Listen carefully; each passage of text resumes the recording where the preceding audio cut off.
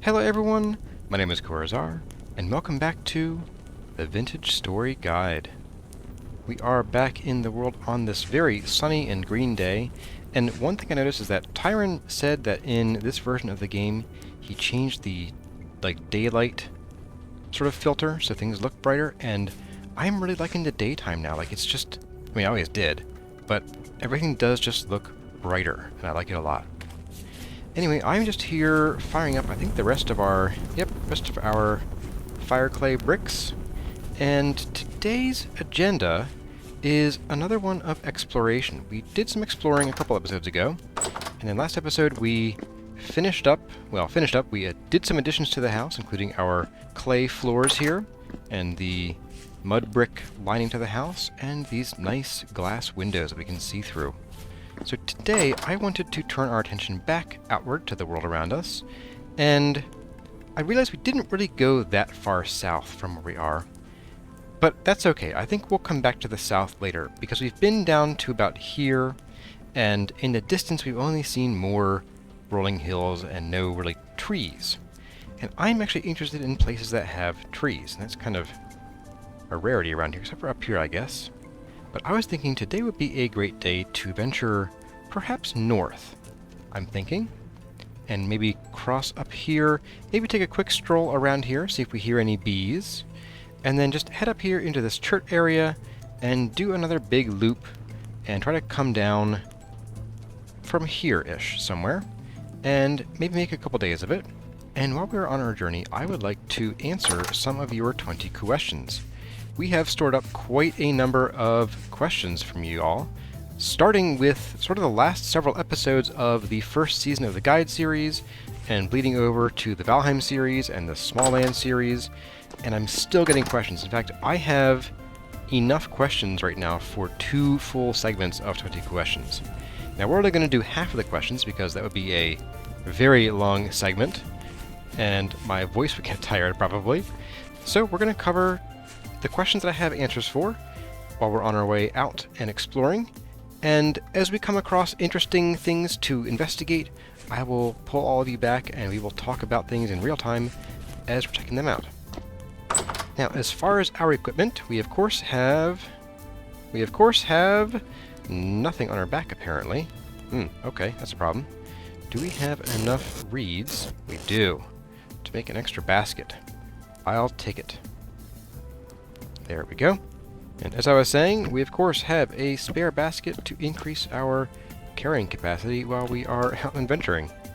On top of that, we're going to bring along some more horsetail poultices if I have any. Do I have any?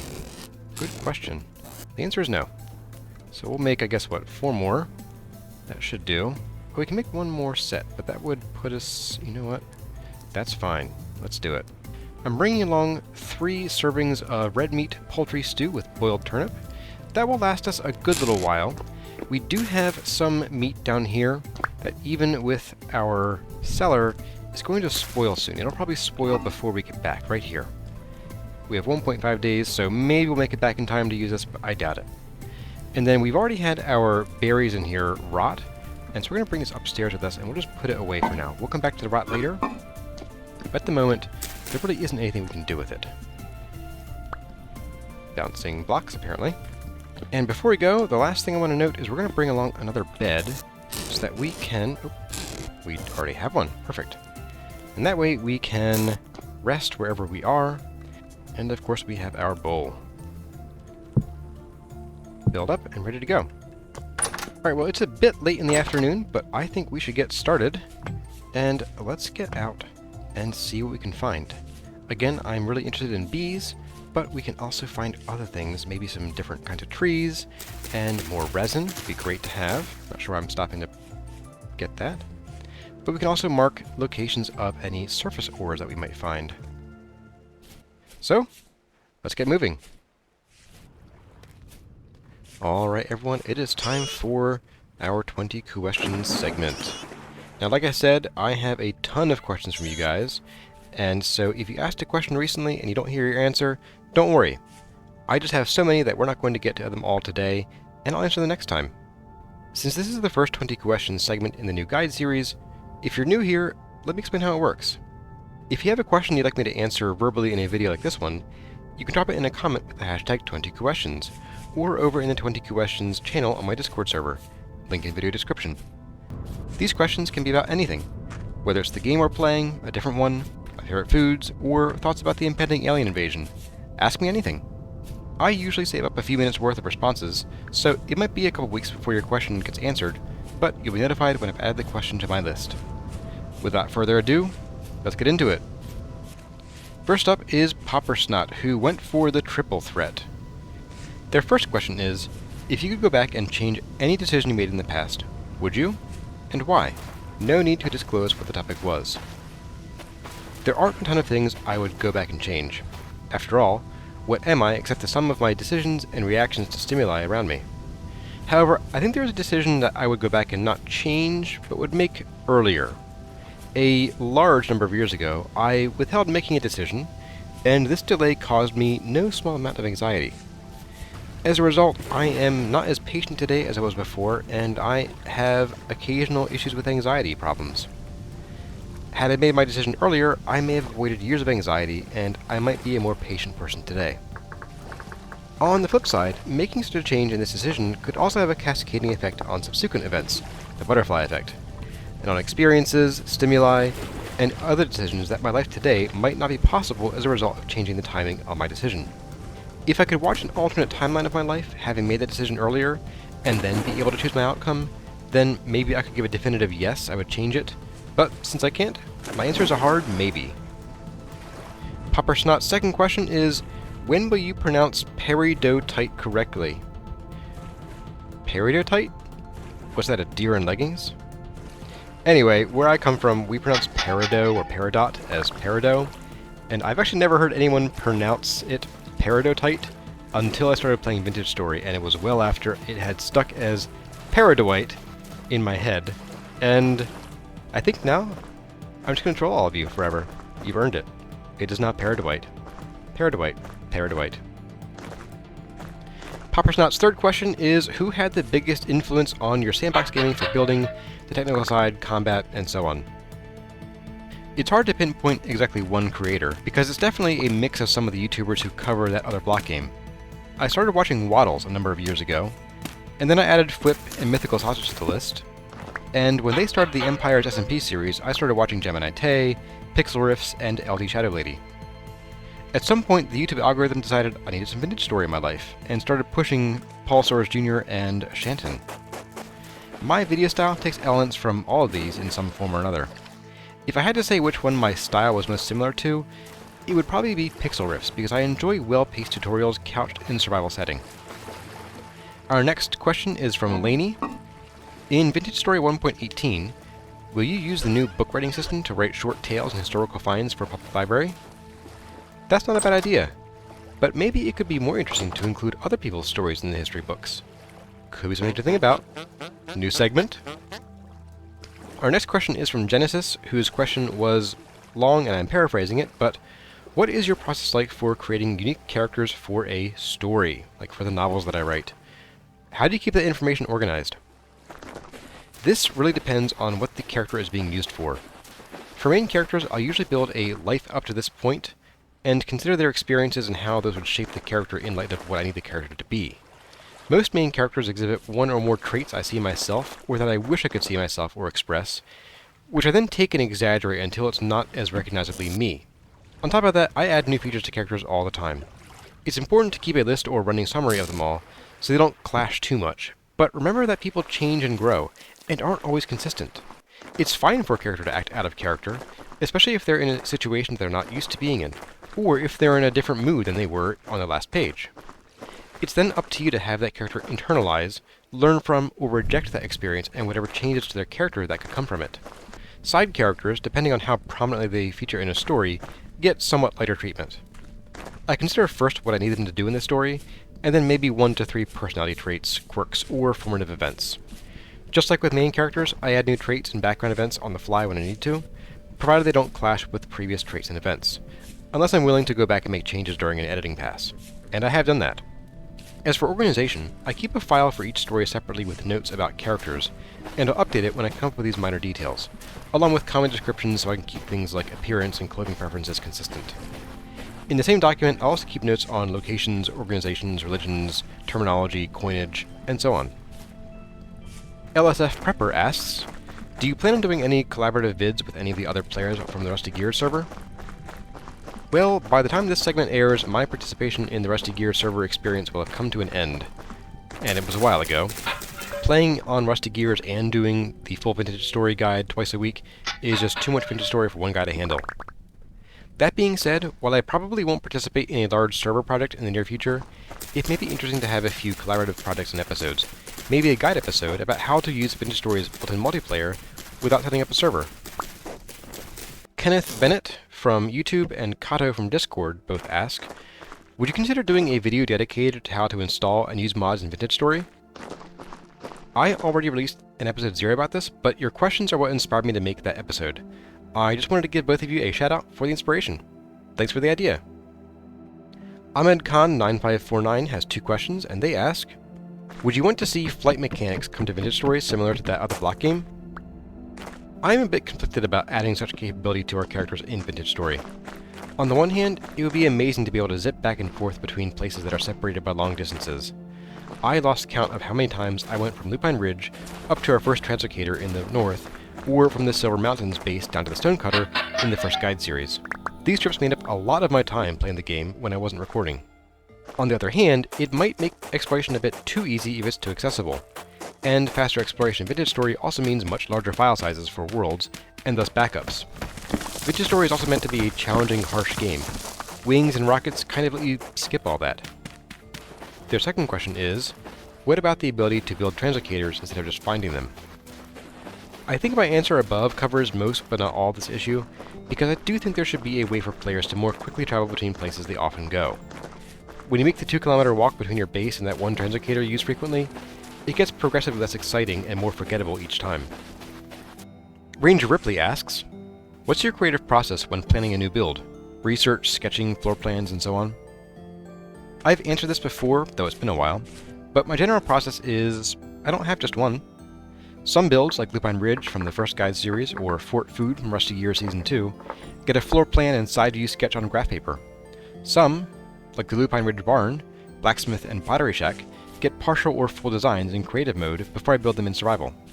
But plenty, like the original house, graveyard, smeltery, and Lupine Lodge, I just piece together in survival with an idea in my head and over a decade of experience building in block-based games.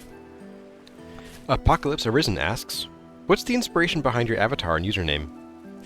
I've answered this one in the past too, so the short and sweet version is that my username was a bit character in a story I wrote in high school, who I later converted into a main character for a different story that I never ended up writing. Kurazar, or Kurazar, as his name is pronounced in In-World, the character is actually a super serious blade master who can call forth a glassy sword known as a soul blade, and he's one of several such blade masters who serve as the guardians of his home village. But my avatar isn't Kurazar. It's a different blade master from a different story, actually a D&D campaign, named Kair, or Dios Kair Stellarobim. I admit it, I'm living a lie. But the reality is, when I was picking out an avatar, I didn't like any of the artwork I'd done of Kurazar, and went with the next nearest option. I guess it works okay, but I should probably get working on an avatar that's actually Kurazar one of these days. Hexateran asks, do you like any genre of games other than sandbox? I know it might not seem like it, but I do. Or, at least I did. At some point in the last decade or so, something about my passion for gaming shifted. When I was a kid, and this includes up through college, gaming was a way for me to explore and experience someone else's world. At the same time, I was creating my own worlds and writing my own stories, both for novels and for D&D campaigns. Sometime after I graduated college, those two passions had a beach party crossover episode, helped along by the introduction of the other block game by my roommate. With this breakthrough in game design, games didn't have to be just me appreciating someone else's expression of creativity. I could express myself through games by shaping the world with my own two hands, and keyboard and mouse, of course. And so most, but not all, of the games I play nowadays happen to exist in the 5 and above category on a scale of 1 to sandbox. I also personally find that sandbox games are more interesting to watch someone else play.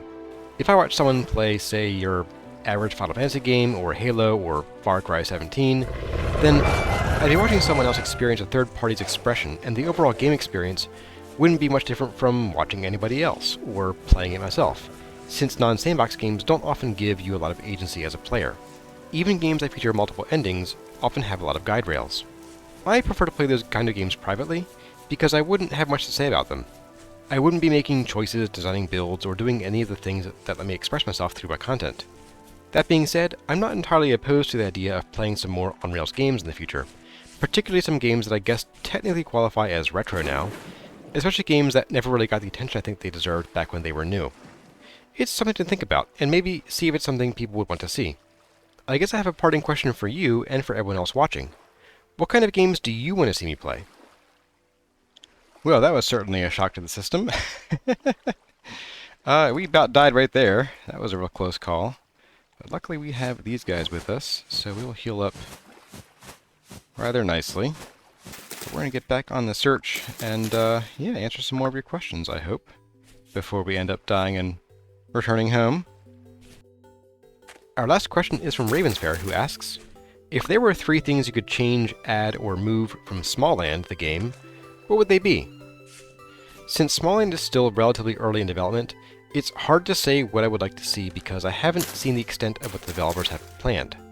But here are 3 things I hope make it into the game, excluding items that are already on the roadmap. 1. The ability to fight and use tools, especially, while mounted.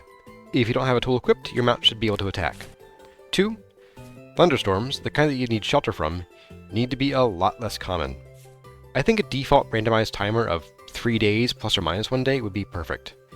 As they stand, they're just a forced 3-minute break from playing the game, and they seem to crop up at least twice an hour. 3rd and lastly, I want to see more things to do aside from getting kill quests for monsters. We need puzzles, we need more platforming, we need races and chases, stalking and escorting missions. Maybe add some roleplay elements to it and have your character get involved in some small folk politics. They have the bones of a great game, but it is seriously lacking any meat at the moment. Well everyone, that concludes this 20 questions segment. I hope you enjoyed the answers to your questions. And again, if you didn't hear an answer to your question, then I still have it on my list. We just had a ton of questions and I will get to it next time. And hopefully I won't get a million questions between now and then, because I'm going to be in trouble if I do. Anyway, that's it for now. Let's get back into the game.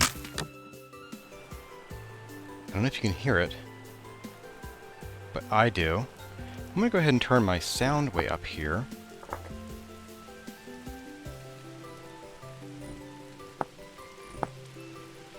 And see if you can hear it a little better. It didn't change much, but I can hear a little hum.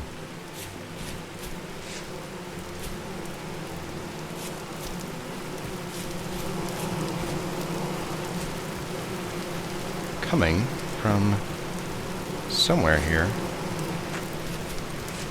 Nope, I think it's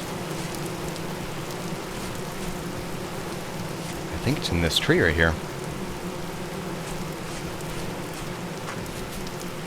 I do think it is. That is the sound of bees. And yeah, let's see if we can figure out where it is. Sometimes bees will be part of a log, of a nest that's actually in the logs, but most of the time I find that they are attached to the underside of a leaf block. Yep, there it is. I see it up there. Let me clear some leaves out of the way here without accidentally smacking the beehive. You see those little yellow particles zipping around up there? It might be really hard to see on YouTube, depending on the resolution you're at and the compression of YouTube, but those are bees hard at work. Let's get up there. They won't bother us as long as we don't bother them too much, so just get up here and see if we can spot them. Yes, there it is. Alright, we have a large wild beehive. It says there are 0 flowers nearby, and that's probably because it's too high off the ground to register all the flowers here, which is kind of weird because you'd think bees would build their nests where they sense the flowers, but I guess not. So we have a new task for today, in addition to adventuring, is that we need to bring home a beehive. And given our existing storage, that might be a tall order. So what we're going to do is we are going to set up the bee process. We'll come back later when bees have populated what's called a skep. Let's get to work. I'll show you what we're doing along the way. First thing first is we need to get down to probably here is fine. We don't need to crowd the bees too much here. And we're going to clear out some of these leaves here. We're going to build us a little platform of dirt just under the hive here. That should do. Okay, so we have our platform. And the reason we're doing this is that the beehives, they grow in size based on the number of nearby flowers. Now, they'll always grow as long as there's at least a flower or two nearby, but the speed at which they multiply is based definitely on how many flowers are around. We're going to ditch... we'll ditch you for now. I'm just going to go ahead and make a little ladder down here. Alright, so now our next task is to collect some flowers, and luckily we are right next to a whole bunch of flowers. And we're going to just pop our shield into our offhand. We'll just grab the flowers around here. It doesn't matter what kind of flowers you do, as long as when you look at the block, it says flower underneath the block's name. So let's get up here, and we're going to just line this with flowers galore. We'll probably just make a little path here we can see what we're doing. You put one more there, and like that should do. The rest of them right under the tree, just in case they help. They might not, but that's okay. Now, you'll see that the bees don't register the flowers right away. The beehives have sort of a random tick where they will check for flowers every once in a while, and then they'll update, and that will sort of determine how fast they are going to propagate. And I hear a wolf over at that direction. Oh, and I got that acorn too. Neat. Now, in order to collect these bees, we need what's called a skep. A skep is a very basic, low-tech beehive made of, like, basically wicker. And in order to collect everything from it, you're going to break it. So you'll make a lot of skeps in this game. But skeps are made from reeds, either cattails or papyrus, depending on whether you started in the north or the south, or where you currently are, really. And you'll need 16 reeds, or papyrus. And then you also need 2 pieces of clay, either blue or fire, doesn't matter which. So we're going to get some reeds here, and then we'll go get some blue clay and bring it on back. We are also going to do the smart thing and mark the heck out of these bees. We do not want to lose these. And something else about this waypoint, by the way, is that some items here are actually like pre-built. There we go. So if you just pick yellow and then the bug symbol, it'll automatically populate with bees. Although if you pick other colors, I guess the bugs are always bees. But for instance, if we had found copper, we could do this and orange, and it would automatically do copper for us. There aren't many that automatically populate that, but there are a few, so keep that in mind. And it seems like there's a fruit tree right down here, too. Ah, a pear tree. Nice. Alright, I'm going to try to find us some clay of any color of the rainbow. I don't really care what color. I know we passed some on the way here. Right up here. There were some wolves up that direction. I'd like to find some a little farther down here if I could. I'm not really seeing any.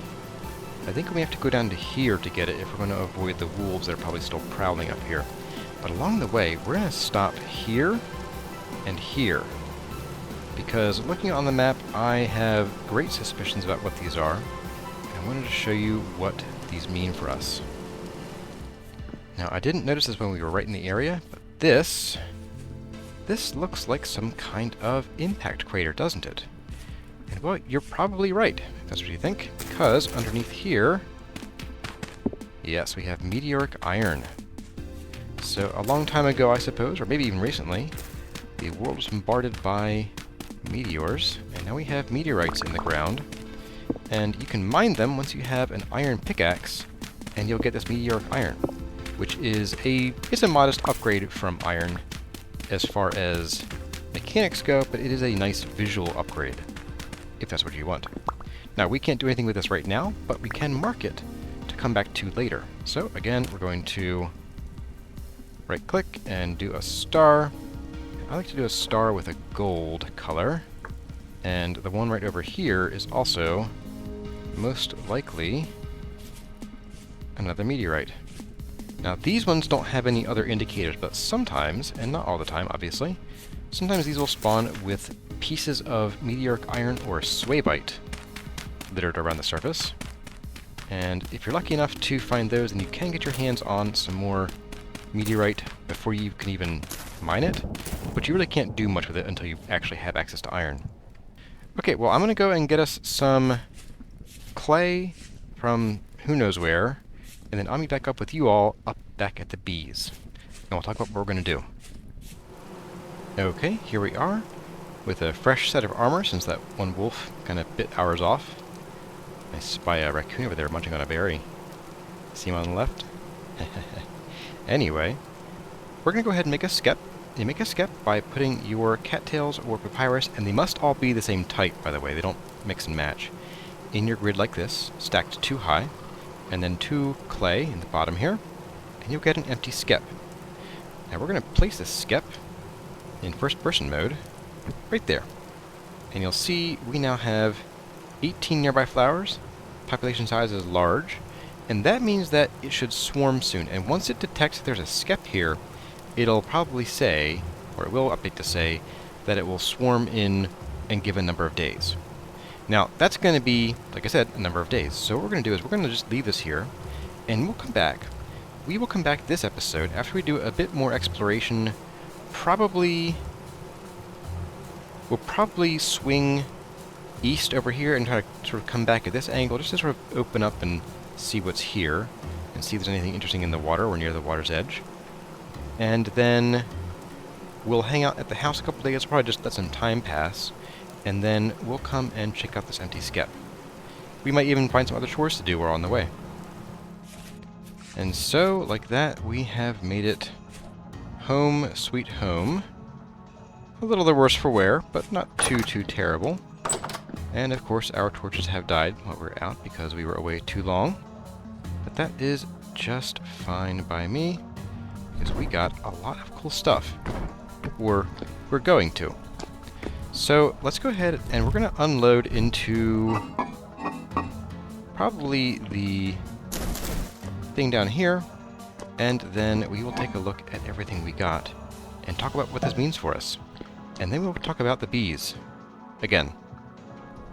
Alright everyone, our things are put away in that vessel back there. Let's take a look at what we got. So we got some pretty decent goodies from that trip, even though we don't have much storage space. And we also didn't really delve too deep into, say, the underground, or didn't find any larger ruins or larger ruin groups. And yes, this big old spot in the map will drive me crazy too, don't you worry. Anyway, we got 20 blocks of bony soil. These are ripe for some panning here, probably tonight, while we're waiting for time to pass. We got some rye grain. I kept it in here even though it really wasn't a spoil. It was a resource we got along the way. We got 3 flint knives. These were from the tool vessels. And I think we got like 1 or 2 more and like maybe another flint shovel as well. But I threw a couple of them out because they were cluttering our inventory. These aren't super useful. They're handy for, you know, if you need a spare tool while you're out. I'll probably tuck these on a tool rack and forget about them until it's episode 60 and I'm cleaning out my junk. So yeah, that's that. We found 3 more resin, and that's actually a really good find because, as I said, resin trees will respawn their resin about every 8 days. We only have, what, 1, 2, 3, 4, 5, 6 resin trees I know of. This is good. It will definitely help us get through the game. It would be nice to have like a dozen or a dozen and a half of them to really just keep us moving on the resin. So we will be able to slowly get resin, but we'll have to be pretty on the ball with making sure we go and visit these regularly. From a farming vessel, we also got some honeycomb. Now, this is what the bees will produce, of course, but getting a little bit of it in advance isn't a bad thing. We also got a copper axe from a tool vessel, and this, I'm actually not going to be shy about using this one, because a copper axe doesn't let you get anything we couldn't already get before. Meaning, if we had a pickaxe from that vessel, we'd be able to mine stone. That's new to us. The copper axe doesn't let us do anything new. It just lets us mine, or rather chop trees, a bit faster. We also got 5 feathers from I think the same vessel as the honeycomb. We got 7 rye seeds and some other things I threw away. And we got 6 cabbage seeds. These are exciting. Cabbage is the single highest satiation vegetable in the game, and it's not even a contest. A single cabbage eaten raw provides 300 satiation. Compare that to, say, our turnip, which gives 100. Now the trade-off is that while you get 6 or 8 turnips from harvesting a crop of turnips, you'll only ever get 2 cabbage heads from a patch of cabbage. But these are handy for making some food that fills you up a lot and sticks with you by having a huge amount of satiation pause, a hunger pause. So we'll plant these probably in the next rotation. 6 isn't going to keep us fed forever, but as we keep replanting these, we will get more seeds back, and we'll probably be able to find some more.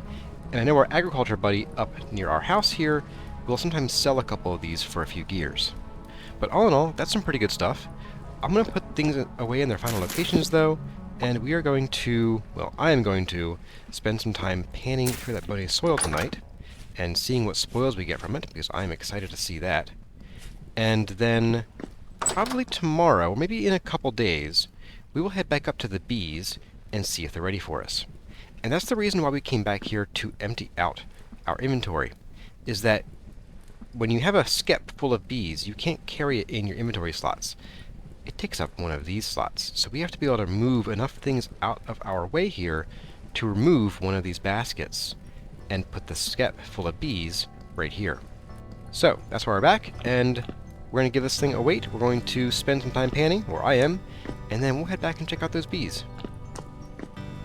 Alright everyone, we are back on this very high rift activity day, and we're going to take a look downstairs and see what we have as far as our spoils go, so let's check it out.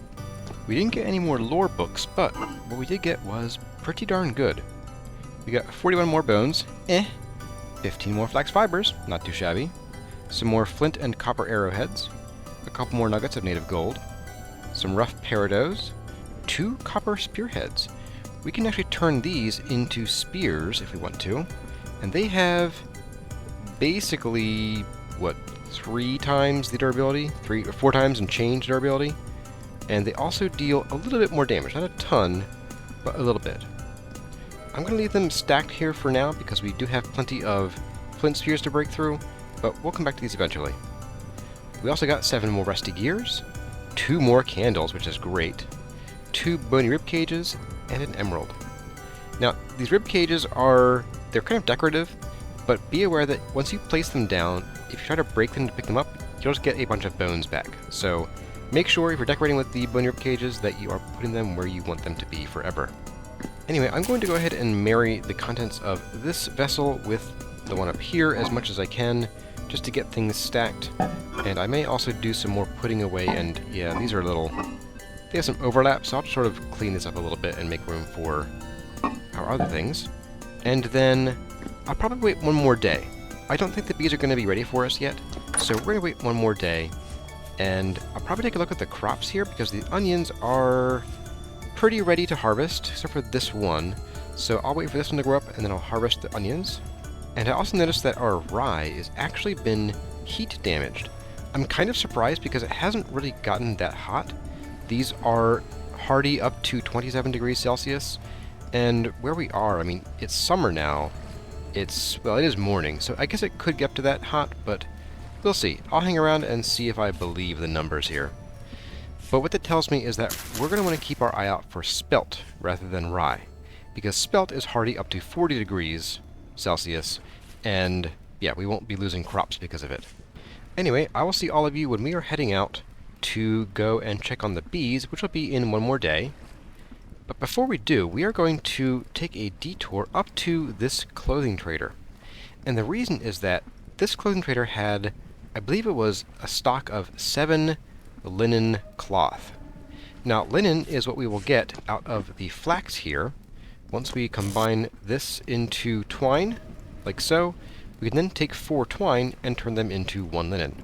Now, for those of you counting, that means that it takes 16 flax fibers to get a single piece of linen. And we have 21, 28, and whatever's down in here, 38, 43. So we can only make 2 pieces of linen, which isn't a lot. but 1 gear a piece for 7 total pieces of linen, that is a great deal in my book. So we're going to take some gears, we're going to go and make a purchase, and then we'll head from there up to the bees. Okay everyone, it is the dawn of the second day. The big moon in the sky is over. Oh, wrong game. Whoops, my bad. Anyway, as I said, it is dawn of the second day. It is time for us to head out. And I see here that some of our trees have grown. A little weirdly in some cases. And more normally in others. That's pretty cool. Alright, I'll see all of you when we're up at the trader. Okay, here we are at the trader. The nice blue lupins hanging out. Hey, buddy. I have a request for you. Got anything to trade? Ooh, wow, he actually has some body armor. Not too bad. So, I want to get probably all of these because this is good. Yeah, don't mind if I do. Alright, you can stop now. You can stop. You can really stop. Okay, oh, we can't buy them all at once. Okay, well, we'll just buy, sell, and buy, sell. And we now have 7 linen cloth. Thanks, buddy. Anyway, we have been using these hand baskets for the last, well, several episodes. And it is time to upgrade. And we're actually going to upgrade in a leapfrog because there's actually a storage container or an inventory bag that we didn't really touch on in this version of the guide. That would be the Hunter Backpack. The Hunter Backpack is a primitive pack that provides 4 slots per pack, as opposed to the hand basket's 3, and it requires 15 cattails and a number of pelts, oiled pelts. And these pelts are created by putting a hide in your inventory with a lump of fat, and then you get these hides here. However, we have much more useful things to do with the pelts and the hides eventually, and so I don't often make these, and if I can skip them, I generally prefer to. It's only if I'm struggling to get linen or if I'm using it for other stuff that I really worry about bothering with these. And we did make them in the last season, so if you want to see us use them, I mean, yeah, go back and watch if you want. But honestly, what we're going to be doing today is so much better. That is, we're going to make some linen sacks. Because linen sacks have 5 storage slots, so we'll be gaining 8 more storage slots over our current 12 here. And that's going to be so much nicer than having just the additional 4. And a linen sack is made with 1 piece of linen and 1 flax twine, and we have 7 linen and a whole bunch of flax fibers that we're going to turn into, we'll do 4 twine for now. And we're going to go ahead and make these and get rid of our ridiculous hand baskets. Now the unfortunate thing is that when you are upgrading your inventory, you do have to move your stuff around a little bit so that you don't end up with a bag that you can't place in your inventory, because when these are full of items, you'll see if I grab this one, it's full of items, I can't put it in my inventory because that would be like a bag of holding or a bag within a bag. So you have to remove things out of there and then you can remove the bags themselves. And there we go. Look at that inventory. Is that nice or is that nice? Now these hand baskets are pretty well useless to us, but they have one final purpose. We can actually turn them back into a few of the cattails that went into them in the first place.